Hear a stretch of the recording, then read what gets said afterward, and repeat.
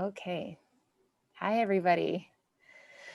Good evening. It's possible that other folks might come in another couple minutes, but I figured we would just start by sort of reviewing some of what we did last time, both knowing that some people who are here today weren't here last week, and also knowing that even if you were here last week, you maybe don't remember every single thing we talked about. There's like a lot of we tried to talk about the Shacharit part of the Shabbat morning service using a few different concepts. Will there be a test on Friday? Yes, there'll be a test on Friday. So take home, I hope. Nope, you got to show up. Anyone who shows up on Friday is given a test. All right. So one concept that we talked about is just kind of like, what are the basic functions of different kinds of prayers? And we talked about this sort of kind of trio that's sometimes talked about. And I think that this language is found in, there's a version of this language that's found in the Talmud, but I think that also comes from a secular source that basically divides it into help, thanks, and wow in English. And in Hebrew, help is bakashot, or requests. Thanks is hoda'ah, which means thanks. And what's the last one? Request. It's a request for something? Yeah. A request. Requests. And wow, I is kind of like, I forgot what it was in the Hebrew, but more kind of like astonishment, reverence, awe, that sort of category. I mentioned that there was one other category that was coming to my mind last week that didn't fit into any of those, which is sort of things like the Kaddish and the Baruch Hu, that they have important content, but they also have important social roles in the service that they mark. The Kaddish, for example, marks transitions between different parts of the service, and the Baruch Hu marks going from individual prayer experience to a communal prayer experience. So you can still find like elements for those more personal, like individual orientation towards what am I personally doing that's going on in those prayers, but there's a social function going on there as well. The section of the service we're focused on today, which is the Shema and its blessings, I think also doesn't fit only into the categories of prayer that we just mentioned, even though you can find elements of all of those things within it. I think the Shema also has it. The Shema is literally text that is taken from the Torah itself. And so there's a way that it's sometimes talked about as a prayer and sometimes talked about as text study, because basically we're doing a reading, we're doing a recitation. And the first prayer we're going to look at today is called Ahava Rabbah in Hebrew, which means a great love. But in like the language of the Talmud, it's called Birkat HaTorah, a blessing of the Torah, meaning a blessing for studying Torah. So there's a way that it kind of lays out this framework of it's prayer because it's part of the prayer service, but we're having a blessing for studying Torah, and then we're studying Torah. So it sort of feels just like, well, we're engaging in the practice of Torah study in the middle of our service as well. Shema is aimed at people, not at God. The Shema is aimed at people, not at God. So that does might make be it a one prayer way to or put not? it. Does that make it a prayer or not? Yeah, great question. Okay. The answer is yes. So tell me why. It's in the context of prayers to God. Mm. I'm not sure why. It's Yeah. Does yeah, anyone? I don't know the answer. Yeah. So can prayer be aimed at human beings?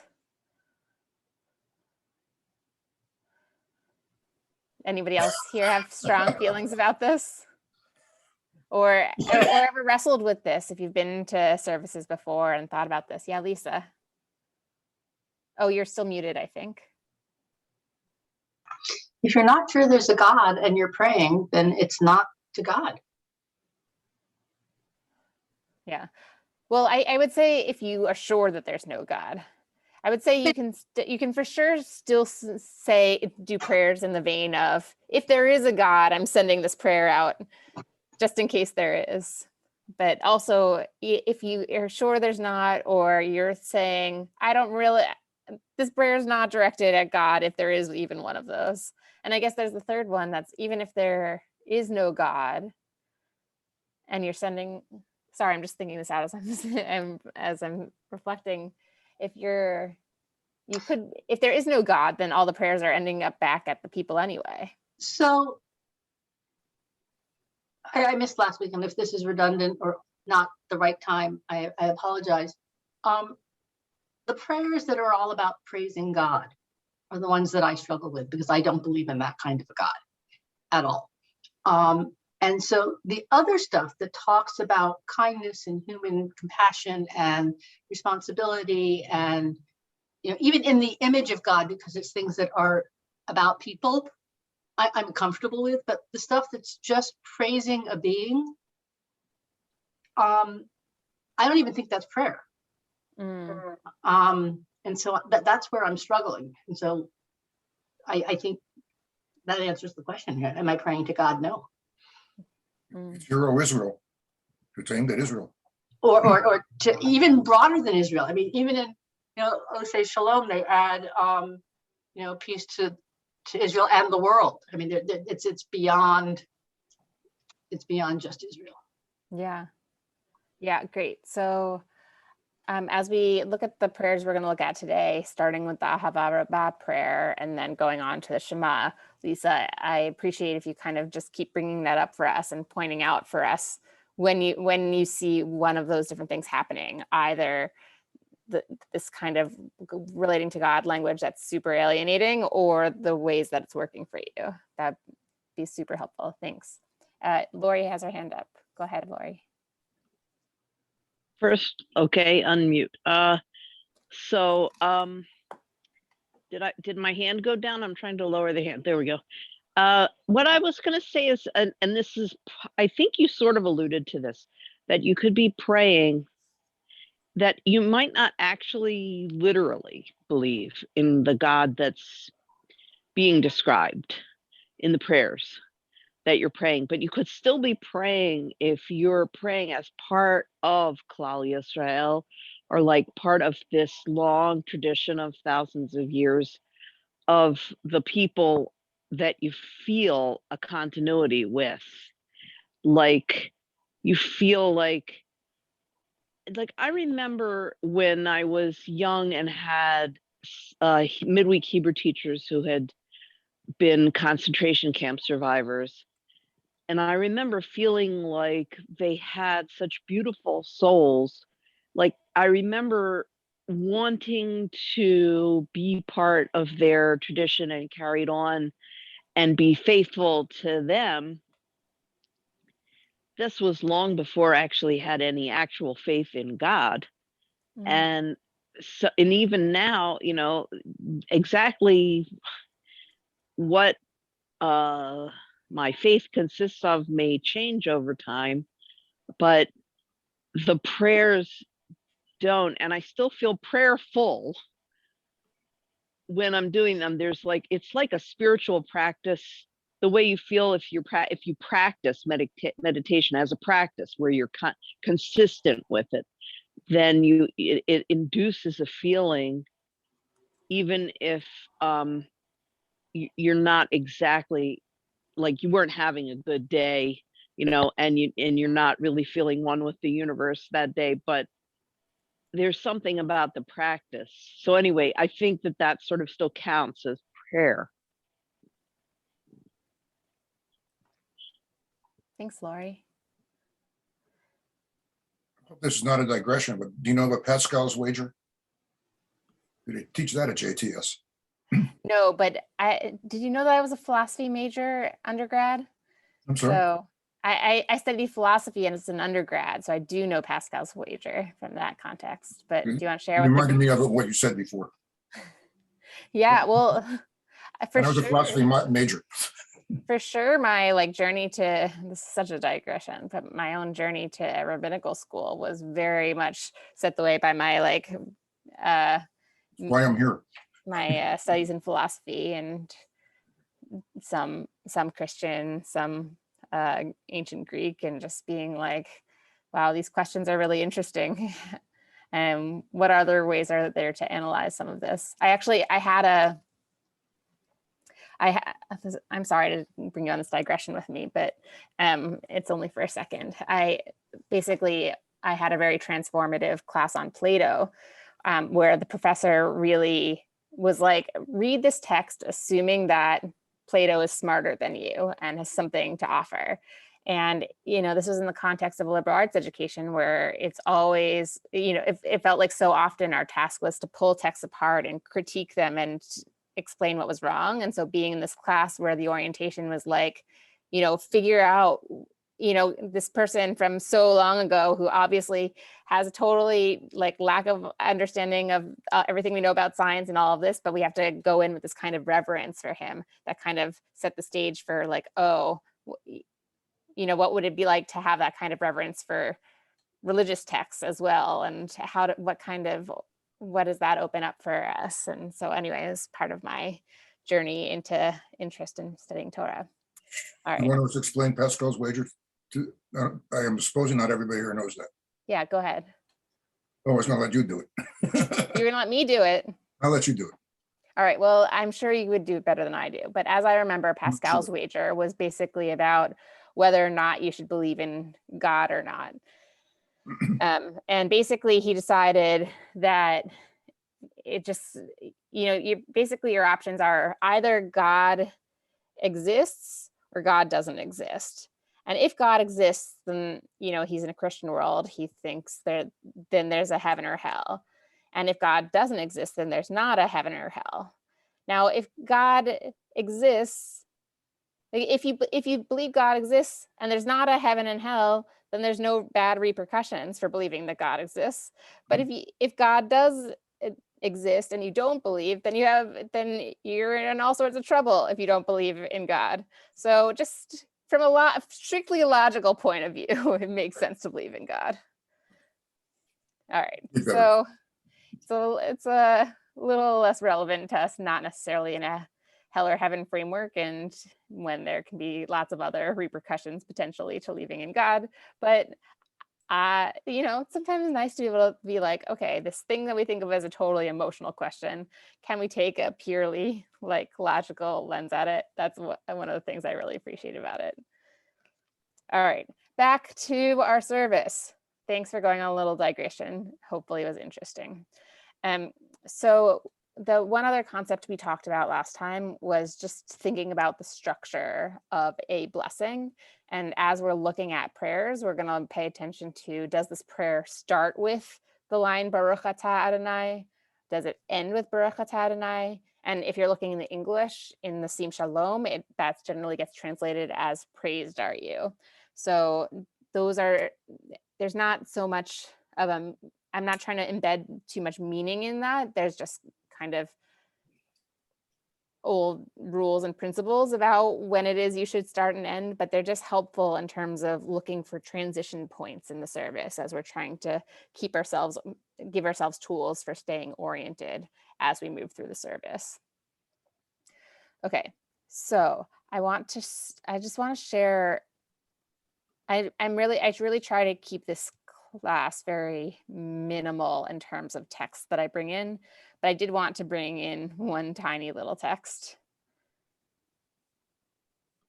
I think I'm just going to even just put in the chat box for you all. And this is the text from where we derive our structure of this part of the service. And this is a text that is about the Shema, and it's taken from the Mishnah. And it just says, in the morning, one recites 2 blessings beforehand and 1 afterwards. And those 3 blessings 2 beforehand, the Shema, and then 1 afterwards, that defines this part of the service that we're in. And so it's kind of, this is from the Mishnah, which was closed around the year 200.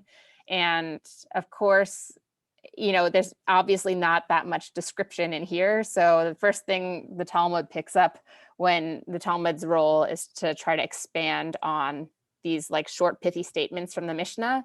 And it immediately goes and says, well, what are these blessings supposed to be anyway? And then it goes into whole debate and argument about what they are, because this is how Jewish tradition works, is we're always trying to understand what the previous generations gave us and feeling like, why didn't they give us clearer instructions? Then we would know exactly what to do now. And then sometimes we're like, why are these instructions so detailed? And like, maybe we want to do our own thing and have our own creativity. But, you know, we go one way or the other, and here we didn't get a whole lot of details going on. And then so as a result, the Talmud goes a little nuts as it's trying to sort through which is the appropriate formulations for the blessing. So last week we looked at the first of the 2 blessings that come before the Shema. We looked at the first one. Today we're going to start by looking at the second one. So does everybody here have a prayer book with them? Great.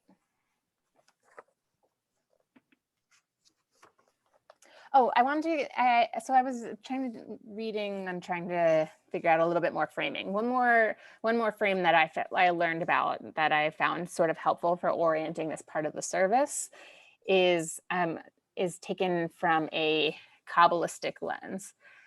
The Kabbalistic branch of Judaism believed in this sort of mystical idea of there being 4 worlds, and each of these worlds is characterized in different ways. And then there was this idea that you could map these 4 different worlds onto different aspects of the service. So I'm not an expert in Kabbalah, and I'm not an expert in this, but I was just reading a little bit about it, and I wanted to share the framing in case it's somewhat useful. But the thought was that this part of the service that we're in is connected to the Kabbalistic world that's called Bria. And Bria means creation. If you happen to have any familiarity with the first line of the Torah, it starts Bereshit bara Elohim. In the beginning, God created. So it's the same word, bara and bria. And so the first blessing that we looked at in this section was all about the theme of creation and how first light was created, and how that initial light is also the light of redemption that we hope for and we yearn for, and also is the light that we appreciate in our everyday lives. And the blessing we're going on to today is also supposed to be one of the fundamental, it's supposed to talk about 2 of the fundamental aspects of creation as well, besides light. And in this blessing, the main themes are about love and about Torah. The Torah is kind of understand as like this sort of, we have to kind of understand in this like expansive sense as like this sort of the document that's sort of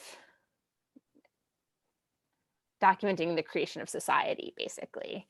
And so that's sort of how I understand how the Torah relates to creation. It's not about that. Maybe it might not be about natural creation so much as about the creation of human society, and love being this sort of a necessary element in all of our lives that helps constitute each of us as we are, and our own abilities to be loved and to emanate love through the world.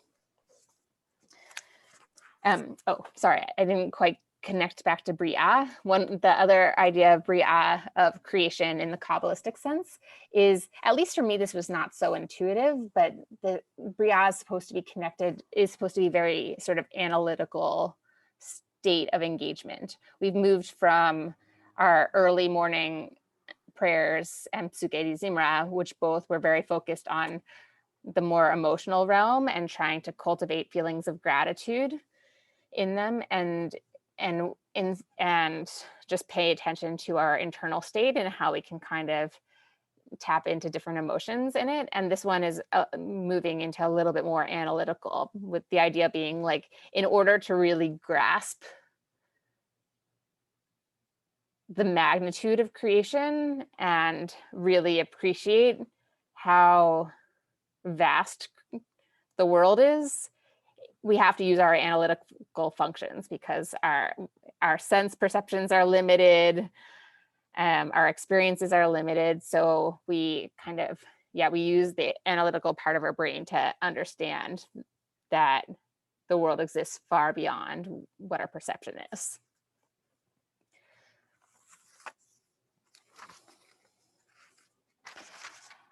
So,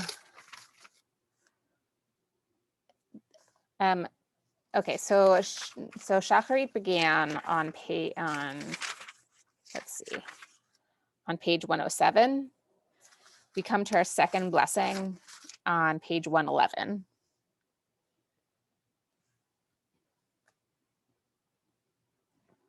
So this prayer is named Ahava Rabbah after the first two words. In the English, it gets translated as "deep is your love." But as I said, it's also sometimes called Birkat HaTorah. And if you read this is short little description of the prayer before we read the translation, the part in italics, it says, in this bracha, in this blessing, we praise God for the gift of Torah, sign of God's love, and commit ourselves to its study. And generally when we do this, we sing it out loud in Hebrew, and it pretty much always has the same tune. I don't know so much about the history of the tune, but I'm trying to think. I can't think of. I've only ever really heard one tune to it. I'm wondering if someone might be willing to read for us the paragraph of this blessing out loud. Hebrew or English? In English, please. Deep is your love for us, Adonai our God. Boundless your tender compassion. Avinu Malkeinu, you taught our ancestors life-giving laws. They trusted in you. For their sake, graciously teach us. Our Maker, merciful Provider, show us mercy. Grant us discernment and understanding. Then will we study your Torah, heed its words, teach its precepts, and follow its instruction, lovingly fulfilling all its teachings. Open your eyes to your Torah, help our hearts cleave to your mitzvot, unite all our thoughts to love and revere you. Then we will never be brought to shame, for we trust in your awesome holiness and will delight in your deliverance. Bring us safely from the four corners of the earth and lead us in dignity to our holy land, for you are the source of deliverance. You have called us from all peoples and tongues, constantly drawing us nearer to you, that we may lovingly offer your praise, proclaiming your oneness. Praise to you, Adonai, who loves the people of Israel. Thanks. Does anybody have lines or pieces of this that stand out to you, either because they resonate, you connect to them, either because you feel very turned off by them?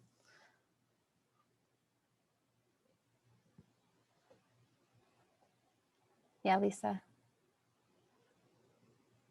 In reference to what I was saying before, all of the concepts about how people treat people are relevant in this, whether there's a God or not. And if, Torah was a social construction to help people figure out how to live in the world, using Torah sort of as a map, whether, again, there's a God or not, this makes sense.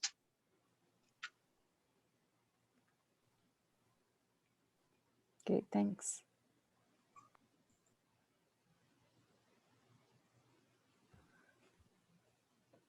Yeah, Judy.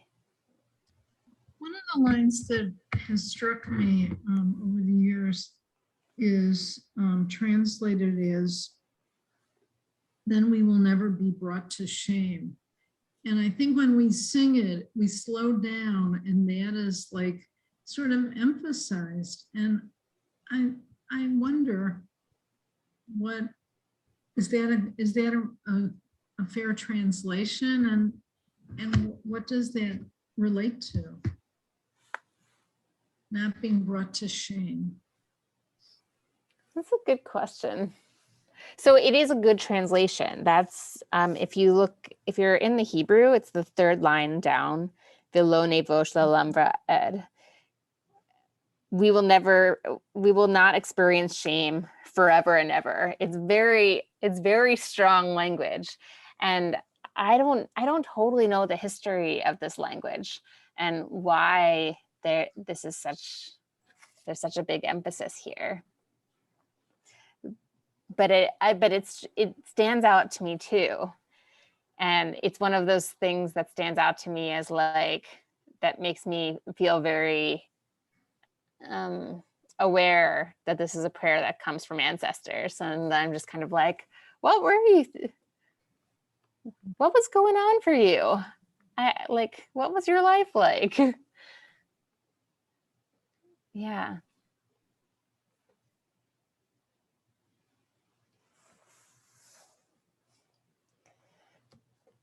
And yeah, I think that's great. And if is there someone else who wants to share another piece of this that they feel very connected to or distanced by? Also, hi, David. Nice to see you and have you here. Doesn't mean you have to talk.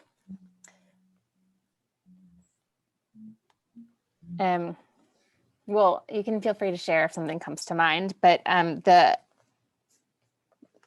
the one other thing I wanted to note here is towards the end of this prayer, we generally start preparing for the Shema. And we're start heading in that direction. And there's a sort of a literary transition that happens at bring us safely from the four corners of the earth. And generally also the tune shifts there. At Rabbi, the custom has been to sing this part of the prayer in the tune to Hatikva, what do you call it? The national anthem of Israel. And that's I assume because of this of the meaning of these words, bring us safely from the corners of the earth and lead us in dignity to our holy land. And, I'm sure I don't know, maybe for some people, if that feels like a concrete, like vision of like, oh, one day we'll all be together and in Israel or something like that. I think for me, and I think for many people, it's more this kind of wish for unity and of people coming together all over. And so part of the gesture here is to actually take the four corners of one's talit and bring those four together. And for me, I find it to be a really powerful gesture, kind of really embodying kind of my hope for reconciliation between different people. And it, for me, helps me also to settle into the Shema prayer, where we have to then go into this prayer, Shema Yisrael Adonai Eloheinu Adonai Echad. Listen, O Israel, Adonai our God, Adonai is one, where we have this sort of declaration of oneness. But I feel in this gesture, the way that there is this kind of like lack of oneness in the world as it is. And so being able to embody both this sense of like, yeah, distance and disparateness and the way we try to bring things together, that helps me in transition to the Shema itself. Does that make sense?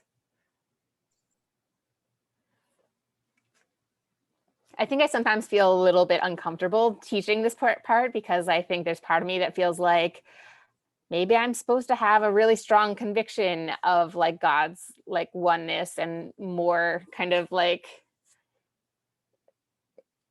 less hesitancy about this sort of very central declaration of faith that is our Shema. But like I have my kind of wrestles with theology, as we all do.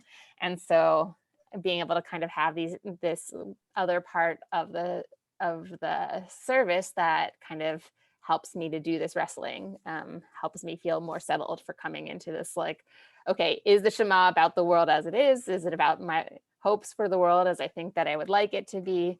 Like, where is it? What is God like? And what is oneness? It helps me to hold some of the questions that I have.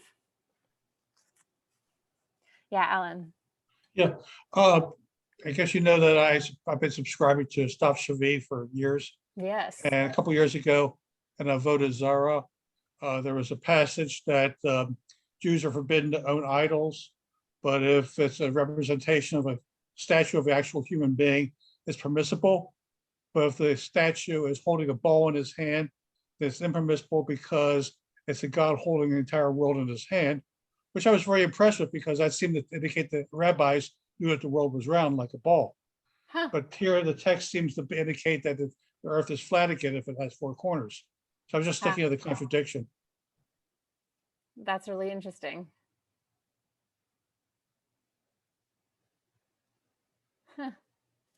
I never studied that bit of Avodah Zarah. I never would have imagined that the rabbis had access to the sense of the world being a globe. But yes, we've got a four-cornered world here.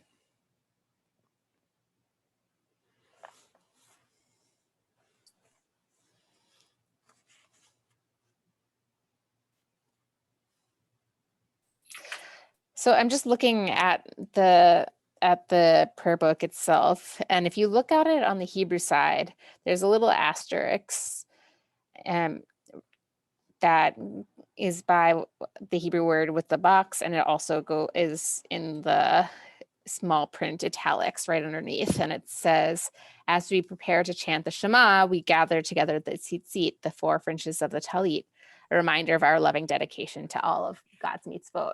So this is a totally different sort of orientation to what it is, why we're gathering our tzitzit together. Our tzitzit are reminders of the mitzvot itself. So you could have it be, but yeah, so I guess it seems to me like there's sort of three potential levels of meaning that we've got embedded on our tzitzit at this moment. One is the level of the mitzvot. One is about their coming together being like God's oneness, and the third being about the people and about the people coming together. So it's just a very ritually dense object moment. Okay, I think that's basically most of what I wanted to share about this second bracha, the Ahava Rabbah. I guess one other thing to note is we're doing the Ashkenazi version of it. There is a Sephardi version, which is a little bit different, but it's similar to a blessing that we have in our evening service, but it's up till now, everything has been the same, but whether it's Ashkenazi or Sephardic.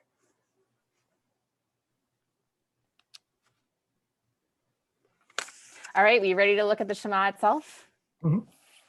Okay, What page are you doing it from? page 112. Gotcha.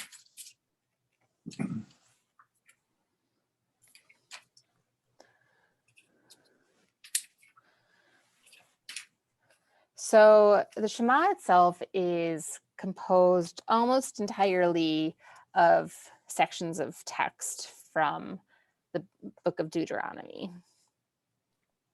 You've got the line of the Shema, this central declaration of faith, this creed. Then there's basically 3 paragraphs of text.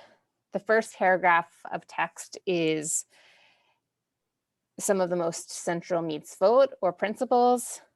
The second paragraph is the impact that following those mitzvot is supposed to have. And the third paragraph is about how we remember to do the mitzvot. So the tiny little exception to, is this all from Deuteronomy, is the line that we say after the Shema. but before the first paragraph, and it says silently underneath it, Baruch Shem Kavod Malchuto Le'olam Va'ed. Oh, I guess I should also say a note about El Melech Naaman, but I didn't do a ton of research into this. But as I understand it, there's basically ways that Kabbalah has got sort of inserted all over our tradition in ways that it kind of surprising to find out about. And as I understand it, these words are added for numerological reasons. There's a desire for the words in the Shema to add up to a certain number of words that has a special meaning. I think it's 245, which I think is supposed to be the number of limbs in the human body, something like that. Don't quote me on that. I know I'm being recorded, and so I sort of am being quoted, but you know what I mean. And so there's other words that get, so you want to have this stable amount of 245 words. And generally when you are praying this as a group and you have a minyan, then the group leader will repeat the 3 words at the end as they start the new prayer. And so that's how you get the 245 that way. But if you don't have the leader to kind of mark the end of the Shema and to repeat those 3 words, then you got to add those 3 words somewhere else. So they get added here in the beginning. Okay, there might be more of an explanation to that, but I don't know it. Okay, so we've got our central declaration. So just in terms of choreography, we've gathered our tzitzit, and generally we're holding them in our left hand. And so that frees up the right hand to cover your eyes. And I'll just confess that if you were watching me do this in shul, you'll see that I forget to do this because I learned how to do these things wrong when I was a kid. So I tend to bundle them all in my right hand and then cover my eyes with it. But I'm just explaining to you the correct way to do it, which is to bundle them in your left hand, so then your other hand is free to cover your eyes. And so we generally cover our eyes when we say the Shema this time. Now in our congregation, it seems like some people have the custom to cover their eyes whenever they say the Shema. The more mainstream custom is only to cover them during this recitation, but not, like, for example, when we say the Shema during the Torah service, there's no need to cover your eyes at any other point. This one, the reason we do it at this point is to just give us a little bit of extra intention during this sort of key moment in our liturgy. There's a commentator who says that every time you say the Shema, it should be like the renewal of creation. It should be like we're saying it for the first time. So it's supposed to be one of these gestures that gives us a little bit of space for this to not become rote, but to become something that we actually experience and reflect on anew each time we say it. Another thing about the Shema is throughout the liturgy, the Talmud at least is very concerned with how much intention, or they use the word kavanah, how much kavanah is required at different moments in the service. And what they mean by kavanah is not always so clear, right? But I think of it as something in the lines of being focused, kind of having one's attention like very present. So one of the things they say to do is to cover your eyes. Another thing is to say the prayer slowly. So when I'm leading, I like to slow it way, way, way down. And at some points I've even kind of said, okay, I'm just going to use one breath for every single word. And it really kind of can throw people off when I do that. But for me, it really helps with giving a little bit more of an expansive sense to this. And just kind of like, if part of prayer is also just supposed to be calming and comforting, it's something that I like to do in that vein. And another thing that they sometimes do is suggest that we should emphasize certain letters in the prayer. And so especially here, the way that the Shema is printed, it gets the ayin at the end of the first word, the end of Shema, gets enlarged, and the dalid in the last word, echad, gets enlarged. And so there's sometimes a sense of we would emphasize these words, although ayin is actually a silent letter, so that doesn't really go anywhere. But you can sometimes hear that people go echad and make an extra d sound at the end to really emphasize it.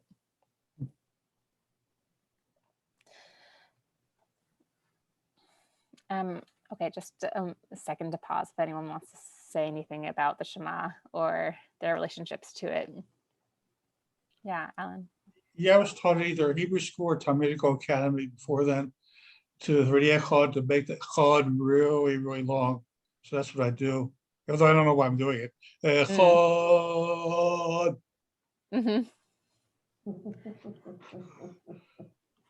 So I think it's because there's a similar word for perhaps in Hebrew.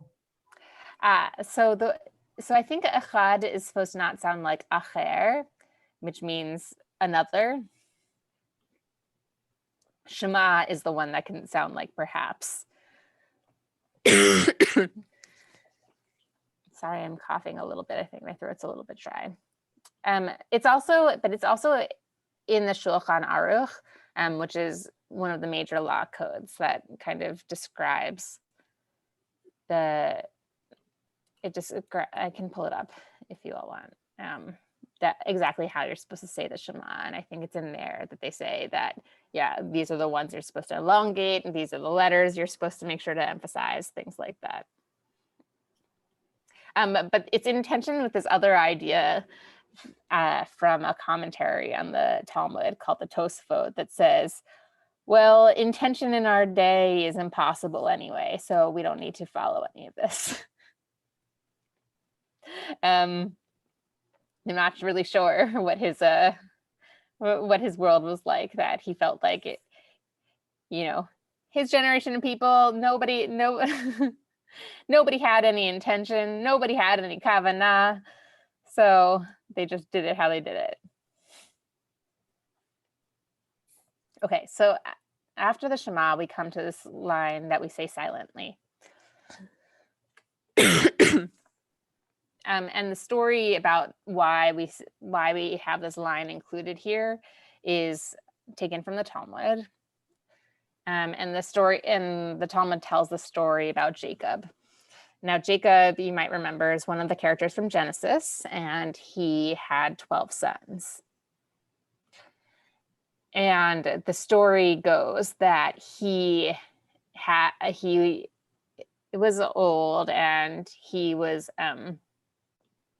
wanting to pass on some knowledge to all of his children. And one of the things he wanted to tell them about was about this prophecy he had about the Messiah. So he gathered all of his 12 children around him, and then all of a sudden he discovered that he had lost the ability to prophesy, and he also had a daughter. Thank you, Lisa. So he'd gathered everyone around him, and he was planning to give this prophecy, but then he lost his ability to prophesy, and he got worried. Oh no, why did my ability to prophesy disappear as soon as my children all arrived? And the story goes that he was worried that amongst his kids there was somebody who didn't believe, it didn't follow the Shema, and so his kids immediately though were like, no, we all believe, and they all recited the Shema immediately. And Jacob was so relieved that he said this other line. It just kind of spontaneously came out of his mouth. Baruch Shem Kavod Malchuto Le'olam Va'ed. So we're sort of reenacting this child parent moment that the Talmud relates to us.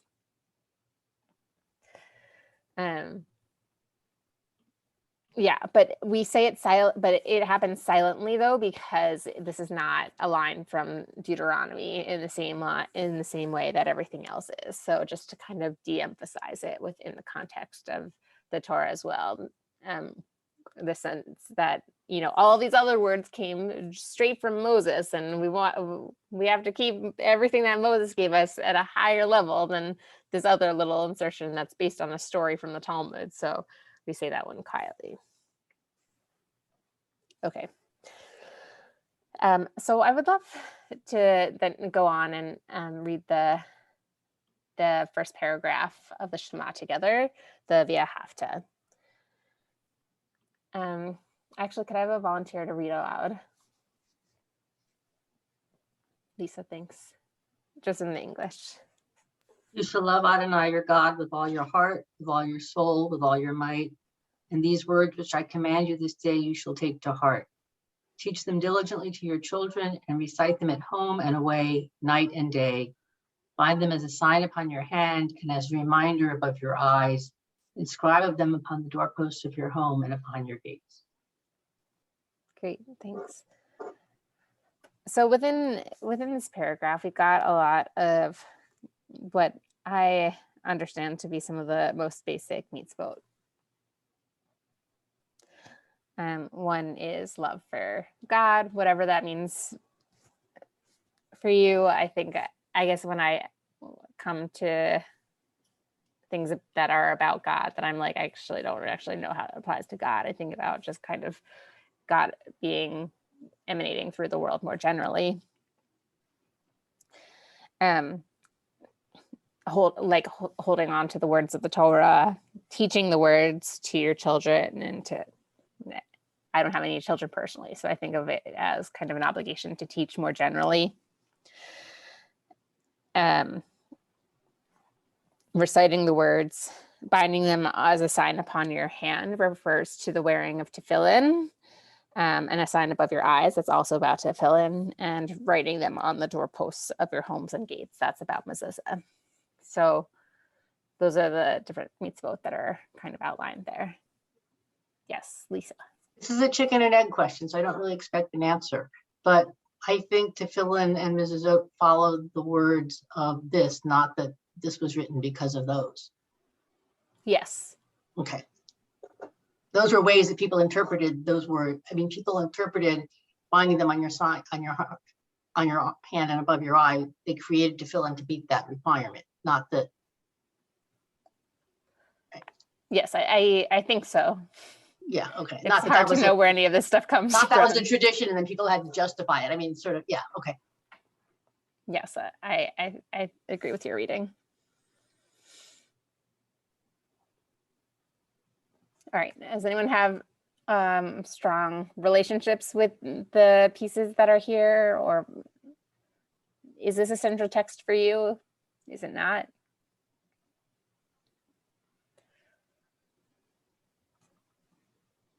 Yeah, Lisa. I feel like I'm talking a lot. It creates a sense of ritual, which is one of the things that sustains communities.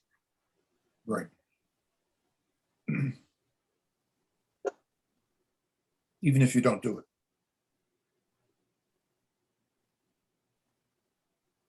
Yes, even if you don't do it. Right. Yeah, you're like, at least somebody's doing that. Or I'm a part of a community that holds ritual in high esteem, whether I do it or not. Yeah. Think of us like a tribe, and tribes have ritual. Yeah. We just happen to be a very old one, and occasionally cranky.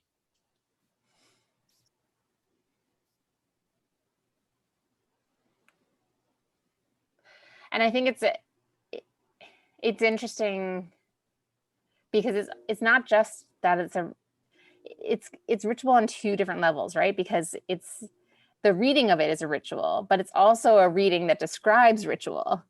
So it is really just saying, we really like ritual so much, we're going to read about it when we're not actually even practicing it. It's a script. like a screenplay.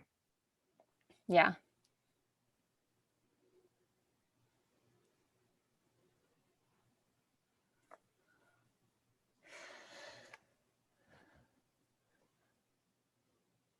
I guess the one other thing I would comment about this, and obviously there's more to get into with all of these, but we're just in, as I'm not trying not to bring like a lot of extra sources and things, as we're just trying to understand these texts in kind of a sort of basic way, and get a sense of the flow of the service. But just in terms of one other bit of choreography is not on Shabbat, because people don't wear tefillin on Shabbat, but if you are at a morning service during the week, you might see people who are wearing tefillin who will touch them when we get to the lines about tefillin. When it says bind them as a sign upon your hand, they might touch the arm one, and reminder above your eyes, they might touch the forehead one. Okay, could I have a volunteer to read the second paragraph?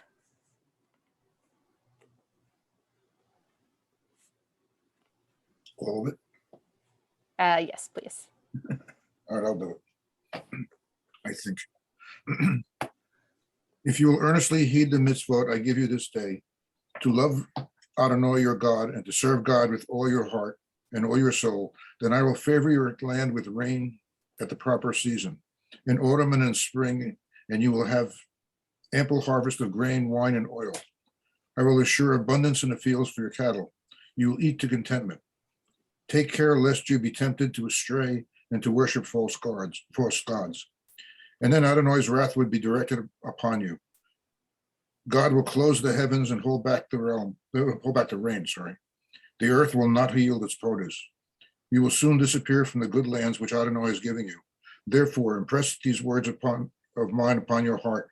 Bind them as a sign upon your hand. Let them be a reminder above your eyes. Teach them to your children. Repeat them at home and away, night and day. Then inscribe them upon the doorposts of your homes, upon your gates. Then your days and the days of your children on the land that Adonai swore to give to you, to give to your ancestors, will endure the days of the heavens over the earth. I got thrown by the use of the word swore. Is that correct in Hebrew? God is swearing something?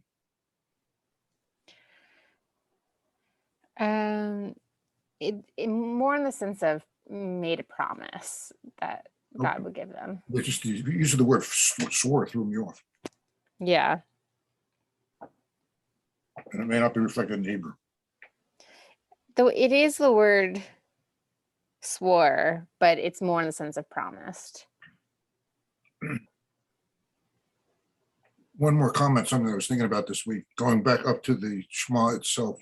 Yeah. The translation has it, Adonai is our God, Adonai alone. That could be read as if there's a whole bunch of gods out there and we just chose the guy second from right. We decided to the right one. Right. It's a very good point. And, there's a lot of the Torah that kind of feels that that's how it is written. And I'm going to make a little confession. I went to this professional development training for a couple days for rabbis in January, and they met with a biblical archaeologist who was kind of telling us about Near Eastern gods and kind of like, Right. how Adonai got constructed out of all of these other gods. Abraham's It father. was like a very interesting. Yeah. Oh my gosh. But they were like, I don't know. I don't think I understand it well enough to teach about it quite yet. But yeah, it does very much sometimes, depending on where we are, feel like Adonai is one of the many gods. And it's just like, yep, that's the one for us. The guy second from left. Exactly. That's right. Also, you had Abraham's father who sold idols. That's true. So obviously there were lots of gods running around. Or at least people thought there were. Okay, I saw Lisa put in the chat. This is clearly one of those paragraphs that I struggle with. Want to share anything aloud? I don't think threats are very productive for anybody in any situation. And I don't think that believing in a God that uses threats to motivate is a very productive process. Yeah. Yeah. He's Judy. also angry a lot. You know, I've seen a number of interpretations of this paragraph, you know, trying to work with it ecologically, you know, if you don't take care of the earth, bad things will happen, or sort of globally, like eventually, you know, good things happen to good people. I actually just skip this when I'm at services. I just go on because, yeah, I can't do much with it that is useful to me. Thanks. Alan. Yeah, Rabbi Ruskin once said that she said that's why we do this silently, because we have problems with it. And historically, evil nations have prospered and righteous nations have suffered. I mean, it doesn't work in real life. Right. Yeah, I did find one interpretation of it that I did like, but I think it's only like, it's not like I feel so compelled by it. It's more kind of, I definitely have the sense it's like, if I were not, this is not something I would put into my prayers. It's just something that I've inherited. And I honestly think that the reason that these are, that it even shows up here is mostly just because of the part that is similar to the paragraph before it, right? That it almost sounds like you're repeating yourself and you're like, wait, didn't I already just read this? And so you kind of feel like, well, that's probably how this ended up here, is somebody was like, oh, these have related themes, so therefore we should keep them together as one unit. But I do think, yeah, that the themes are sort of difficult for most modern theologies, but maybe not everyone. I don't know. If you're somebody for whom this stuff really hits you somewhere important theologically, I'd love to hear that too.